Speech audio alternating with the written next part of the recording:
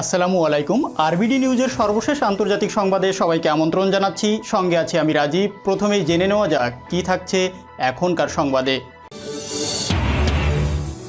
আমেরিকার কাছে হাইপারসোনিক ক্ষেপণাস্ত্র আছে দাবি করছেন ডোনাল্ড ট্রাম্প। এশিয়া প্রশান্ত মহাসাগরীয় অঞ্চলে ক্ষেপণাস্ত্র মোতায়েন করলে জবাব দেবে রাশিয়া। কৃষ্ণ সাগরে আরও গ্যাসের খনি পেল তুরস্ক। উইঘুর মুসলিমদের সঙ্গে চীন যা করছে তা গণহত্যার কাছাকাছি বলছে যুক্তরাষ্ট্র। নাগরানো কারাবাখ অঞ্চলে প্রায় 700 সেনা নিহত।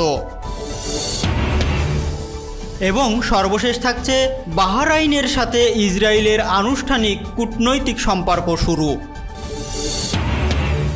এতক্ষণ প্রধান অংশগুলো শুনলেন, এখন বিস্তারিত। তবে তার আগে রিকোয়েস্ট থাকবে ভিডিওটিতে একটি লাইক দিয়ে সাথেই থাকুন। আমেরিকার কাছে হাইপারসোনিক ক্ষেপণাস্ত্র আছে দাবি করছেন ডোনাল্ড ট্রাম্প। মার্কিন প্রেসিডেন্ট ডোনাল্ড ট্রাম্প দাবি করেছেন যে তার দেশের কাছে হাইপারসোনিক ক্ষেপণাস্ত্র আছে।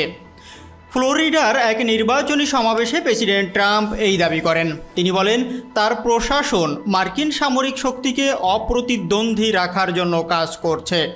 সমাবেশে ট্রাম্প বলেন, আপনারা যে খবরটি শুনতে চান সেটি হচ্ছে আমাদের কাছে হাইপারসোনিক ক্ষেপণাস্ত্র আছে।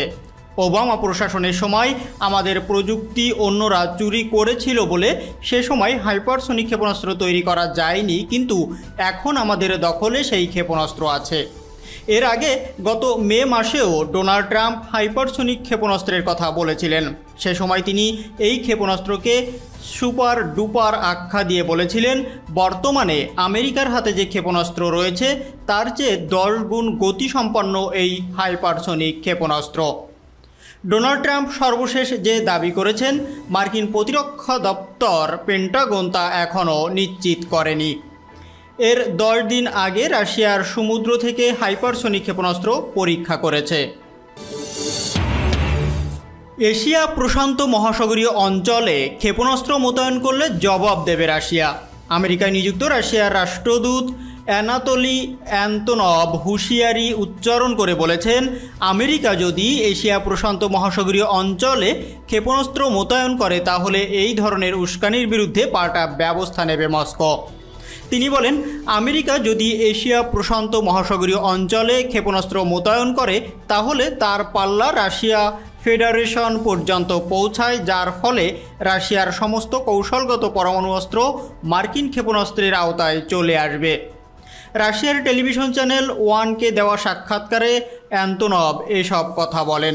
তিনি বলেন, শুক্রবার আমি নিশ্চিত তথ্য পেয়েছি যে মার্কিন ক্ষেপণাস্ত্র মোতায়েন করা হবে এবং আমি বলি যে এই ব্যাপারে রাশিয়ার পক্ষ থেকে প্রয়োজনীয় পদক্ষেপ নেওয়া হবে। রুশ এই কূটনৈতিক মার্কিন নীতি নির্ধারকদের ক্ষেপণাস্ত্র মোতায়েনের পরিকল্পনা বাদ দিয়ে সংলাপ শুরুর আহ্বান জানান, যা হতে পারে সংঘাতের বিকল্প। তিনি বলেন, মার্কিনরা মনে করে তারা অস্ত্র প্রতিযোগিতায় বিজয়ী হবেন।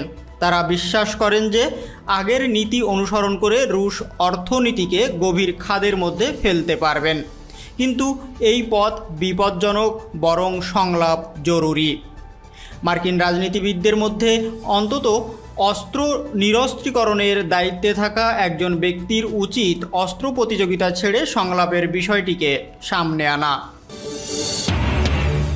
কৃষ্ণ সাগরে আরও গ্যাসের খনি পেল তুরস্ক।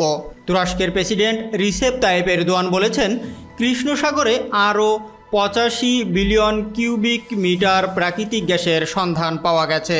তেল গ্যাস অনুসন্ধানকারী জাহাজ ফেইথ এই আবিষ্কারটি করেছে। শনিবার অর্থাৎ 17 অক্টোবর এক ঘোষণায় কথা বলেন তিনি। এরদোয়ান বলেন, নতুন এই আবিষ্কারে কৃষ্ণ সাগরে সাকারইয়া গ্যাস ফিল্ডের মজুদ গিয়ে দাঁড়ালো 405 বিলিয়ন কিউবিক মিটারে। তুরস্কের ইতিহাসে এত বড় প্রাকৃতিক হাইড্রোকার্বনের খনি এর আগে আবিষ্কার হয়নি। কৃষ্ণ সাগরে আমরা যা পেয়েছি তা কল্পনাতীত। মিডল ইস্ট মনিটর বলছে, গত আগস্টে কৃষ্ণ সাগরের এক অনুসন্ধানে তুর্কি ইতিহাসের সবচেয়ে বড় গ্যাস খনি আবিষ্কৃত হয়। এরপর ওই এলাকায় অনুসন্ধান অব্যাহত রাখার ঘোষণা দেন এরদোয়ান। শনিবার নতুন খনি পাওয়ার তথ্য জানালেন এরদোয়ান।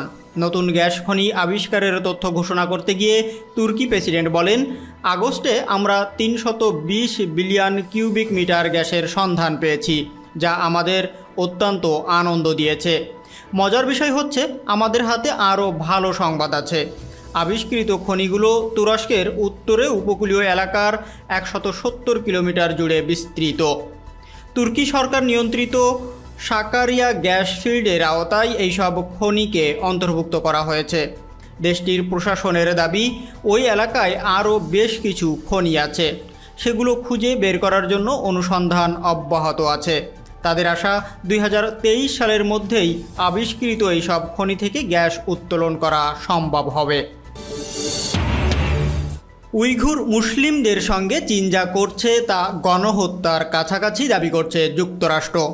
জিনজিয়াংয়ে উইঘুর মুসলিমদের সঙ্গে চীন যা করছে তা গণহত্যার কাছাকাছি বলে মন্তব্য করেছে মার্কিন যুক্তরাষ্ট্রের জাতীয় নিরাপত্তা উপদেষ্টা রবার্ট ওব্রায়েন।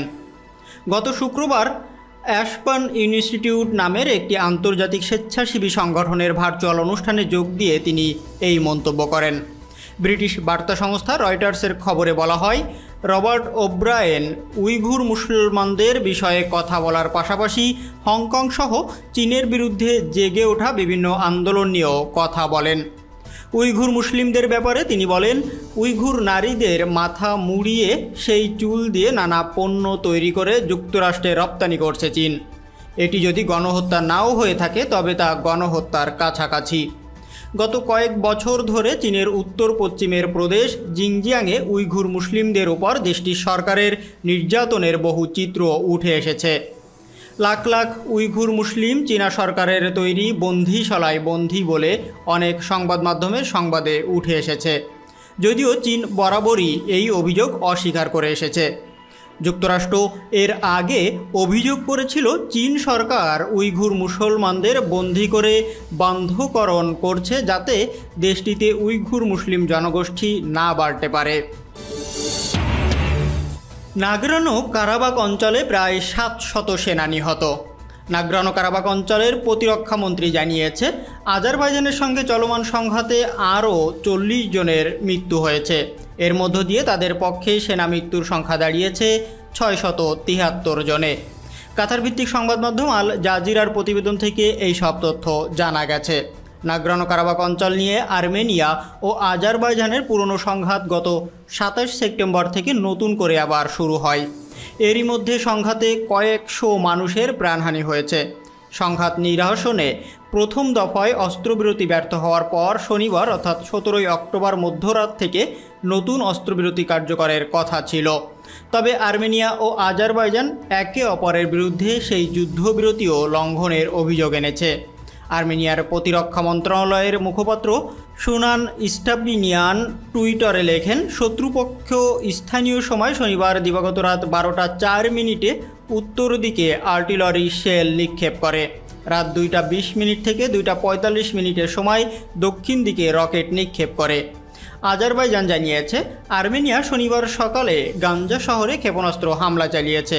এতে 13 জন বেসামরিক নাগরিক নিহত হয়েছে। আহত হয়েছে আরও 45 জন। যুদ্ধ অঞ্চলের বাইরে হওয়া সত্ত্বেও সেখানে হামলা চালিয়ে বেসামরিক নাগরিকদের ওপর হত্যাযজ্ঞ চালিয়েছে আর্মেনিয়া। আজারি পররাষ্ট্র মন্ত্রণালয়ের বিবৃতিতে বলা হয়েছে, আর্মেনিয়া নির্বিচারে বেসামরিক নাগরিকদের লক্ষ্যবস্তুতে পরিণত করে তাণ্ডব চালাচ্ছে।